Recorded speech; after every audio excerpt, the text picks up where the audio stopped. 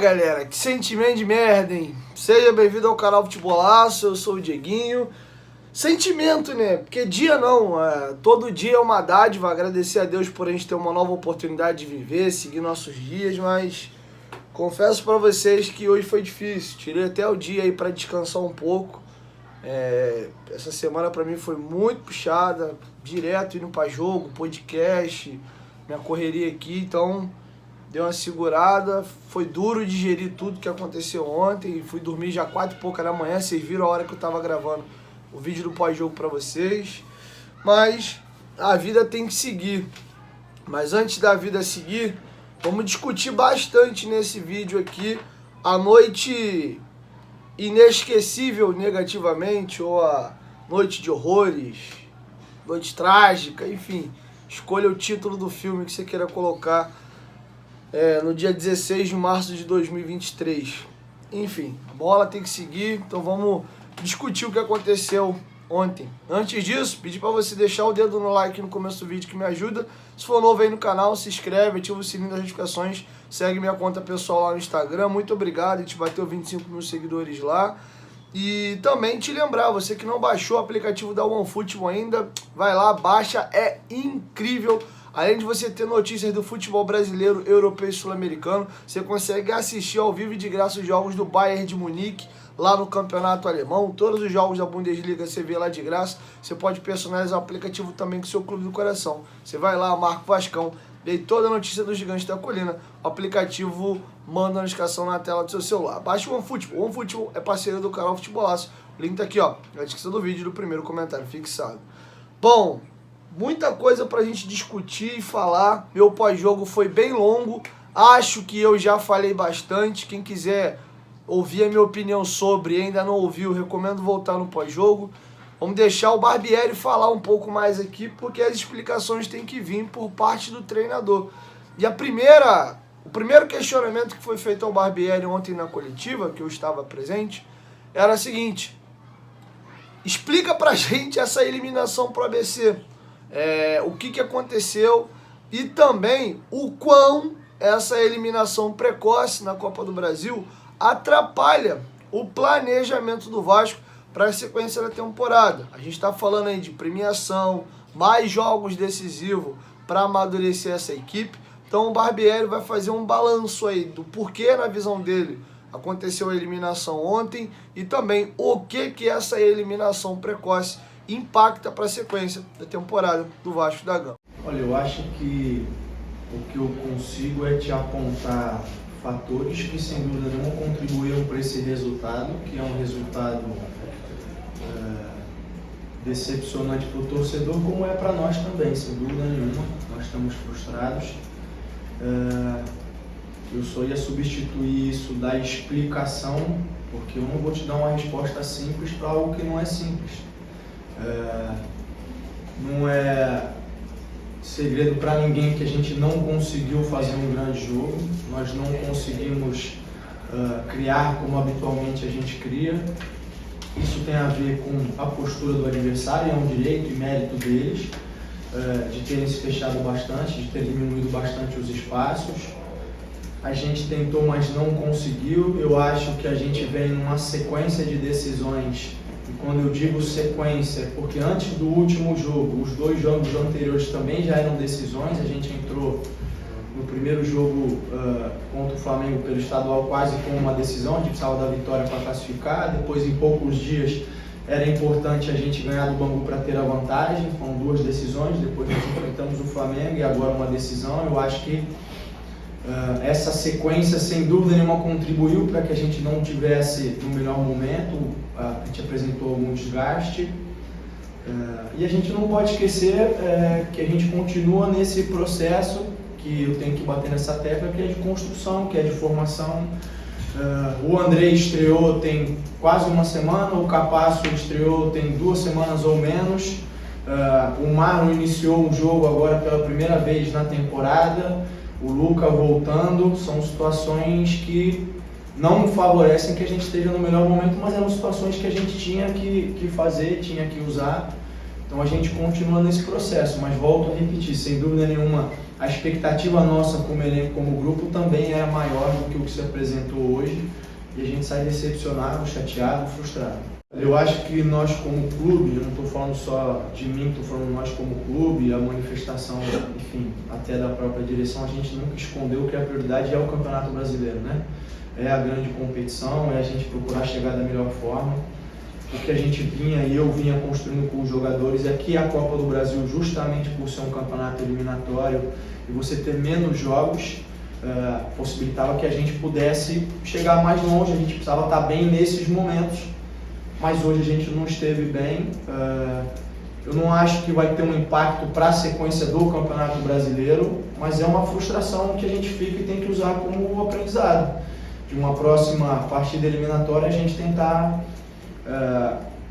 jogar melhor do que a gente jogou hoje, usar o jogo para desenvolver questões que a gente precisa desenvolver, como enfrentar um adversário dessa maneira tão fechado como foi, a gente conseguir imprimir dinâmicas diferentes, conseguir gerar mais espaço, faz parte de um processo de construção do time, da maneira de jogar, de entender aonde a gente errou, onde a gente falhou e levar adiante, acho que é isso. Bom, e agora vamos a um tema importante, pergunta feita por mim, inclusive na coletiva ontem. Por que que o Vasco teve tanta dificuldade na criação? O Vasco teve uma finalização no primeiro tempo, um escanteio, a bola batida na área, que o Capasso cabeceia, desvia e cai por cima do gol na rede. E aí tem um novo escanteio para o Vasco. E o primeiro chute, foi com 15 minutos da segunda etapa. Jogo horroroso do Vasco. E também uma pergunta que eu ainda devo fazer ao Barbieri numa próxima oportunidade, caso ele continue utilizando o Marlon Gomes assim, é por que o Marlon Gomes está jogando de ponta, sendo que o Marlon na base sempre foi volante. Ele foi assim, agora campeão do Sul-Americano, e no Vasco cisma de colocar ele jogando mais aberto. O Vasco com a dificuldade absurda de criar, não quer dizer que se o Marlon tivesse por dentro, o Vasco tinha jogado pra caramba, mas eu quero entender por parte do Barbieri por que essa insistência nele pelo lado. Mas enfim, eu não perguntei isso, eu perguntei para que ele explicasse pra gente por que o Vasco teve tanta dificuldade na criação e sim, pedi para ele explicar o porquê que ele colocou o Marlon Gomes ontem no time e mexeu no meio campo do jogo contra o Flamengo. A gente vinha se caracterizando por ser uma equipe bastante intensa, né, e agressiva. Agora é difícil você ser intenso quando tem pouco espaço. Isso tem a ver com a postura do ABC, que marcou a maior parte do tempo com os 11 jogadores muito dentro da área, ou na frente da área, tirando espaço. A gente conversou sobre isso, era importante que a gente buscasse mais finalizações de fora, isso é um ponto que a gente fez pouco. Eu lembro de uma do Eric no segundo tempo, faltou a gente finalizar mais de fora da área.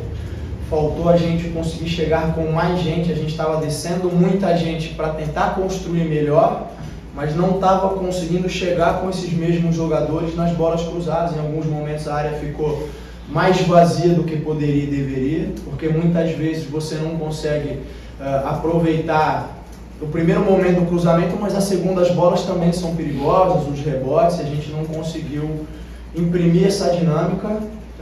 Tem a ver com a postura do adversário, a gente não ter conseguido encontrar soluções. A ideia do Marlon era de ter alguém que pudesse fazer o corredor, que tem o drible, que tem a dinâmica, que sabe flutuar por dentro se for necessário. Mas volto a dizer, era o primeiro jogo que ele iniciava, a partir do momento que ele cansou, a gente tentou entrar com dois jogadores com mais dessa característica de drible, que é o Eric e o Orejano, justamente por encontrar um adversário bastante fechado. E por a gente não estar encontrando as combinações, o drible passa a ser uma arma importante. Você elimina um adversário, o segundo tem que saltar e você vai abrindo espaço. Mas a gente não conseguiu fazer isso da melhor maneira.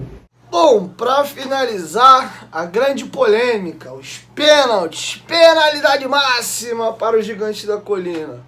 Pedro Raul ontem perdeu o terceiro pênalti dele, o Luco Orejano voltava de contusão, bateu e perdeu, o Miranda voltava de contusão, bateu e fez, mas o questionamento é sempre em cima de quem perdeu, né?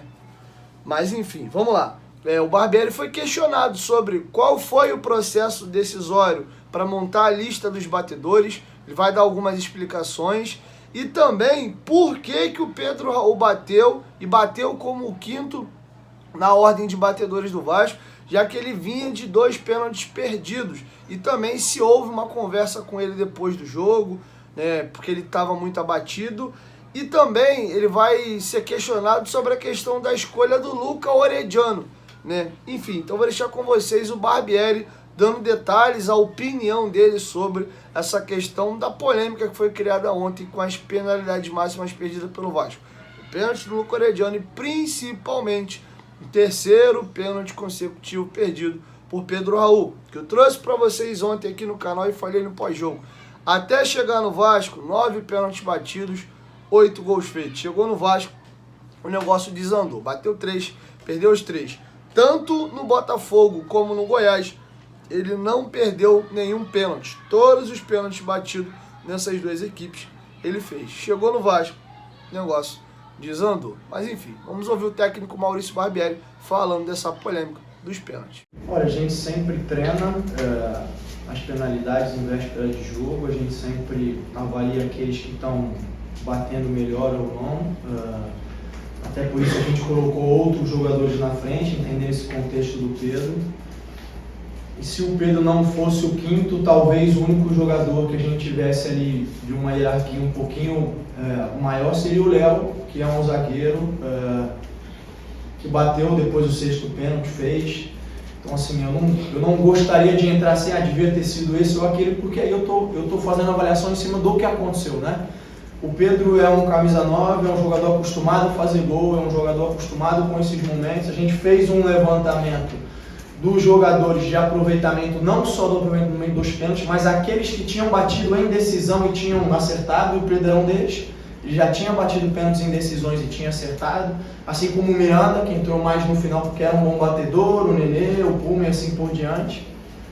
Infelizmente ele perdeu, é um momento, além do resultado para nós como equipe, é um momento difícil para ele. O que a gente precisa fazer agora é apoiá-lo, independente se é ele que vai bater o próximo pênalti ou não. Ele é um jogador muito importante para a gente, tem ajudado demais, e é o momento da gente se fortalecer, de dar força para ele.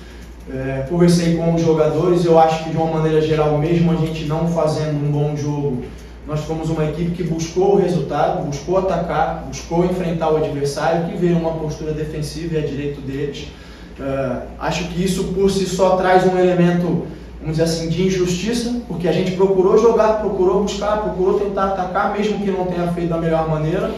E eu disse para eles, a vida é assim, as injustiças vão acontecer, os sentimentos vão aparecer. O mais importante desse momento em diante, já que nós não podemos voltar atrás, é como nós vamos reagir a isso. E a gente tem aí 2 dias para se recuperar, para levantar a cabeça e para tentar dar a volta por cima num jogo que é importante para a gente também. O Luca é um dos que bateu bem no treinamento. Se o Luca não batesse, a gente ia acabar tendo algum outro jogador um pouco mais jovem, ou talvez o Piton, mas o Luca bateu bem no treinamento. O Pedro, é difícil responder essa questão nesse momento. Talvez se a gente tivesse optado por um outro jogador e tivesse sido o erro, o questionamento ia ser por que o Pedro, o peso que tem, centroavante, acostumado a fazer gol, não bateu, sabe? Então é difícil eu te explicar a partir desse ponto de vista. O Pedro se mostrou apto a bater o quinto, a gente procurou levar em consideração todos aqueles fatores que eu falei, quem já bateu em decisão, quem estava acostumado a acertar. Infelizmente ele errou, não tenho como voltar atrás sobre isso. Bom, galera, eu sei que tá todo mundo irritado, chateado, frustrado, mas a vida segue, ela sempre vai seguir. E domingo tem clássico contra o Flamengo. É lamber as feridas de hoje, a partir da manhã já virar a chave, porque se a gente ficar nesse clima de velório, a gente vai tomar uma goleada do Flamengo domingo. Sei que tá todo mundo irritado, chateado com a eliminação de ontem, mas hoje ainda, a sexta-feira inteira, vamos remoer essa derrota aí. Sábado já é véspera do clássico, isso nós como torcedores, né? Mas o grupo lá já tem que ter esquecido essa derrota do ABC. Desde hoje já tem que ser Flamengo, Flamengo, Flamengo, que a gente vai melhorar, vai mexer em alguém, não vai, esquema tático, vamos ganhar dos caras. Já é essa limpeza. O jogador não pode ter tempo e nem comissão para ficar remoendo. Quem tem um sentimento mais passional, aí sim, eu mesmo, né? Eu tenho sido mais frio, eu consegui achar esse equilíbrio, né? Conforme eu venho ganhando experiência ao longo desses anos trabalhando com comunicação, eu consigo separar. Eu fico muito mal quando realmente o negócio tá muito ruim, igual foi ano passado, quase não subi, mas eu já tô lidando melhor com esses insucessos e com as fases boas também. Até as minhas alegrias têm sido mais comedidas. Eu acho que eu consegui achar esse equilíbrio de ser profissional. Eu me proponho a fazer isso e quero trabalhar com isso, não necessariamente só com o canal do Vasco, tem meu podcast lá também. Quero fazer outras coisas no esporte, fora do Vasco também.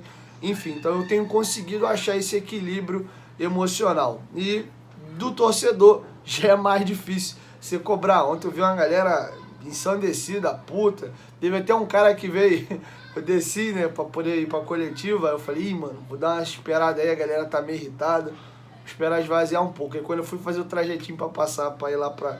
Aí o cara veio, ô Casé TV, o cara me confundiu até com o Dan Lessa. Eu falei, não, irmão, não sou o Dan Lessa, não.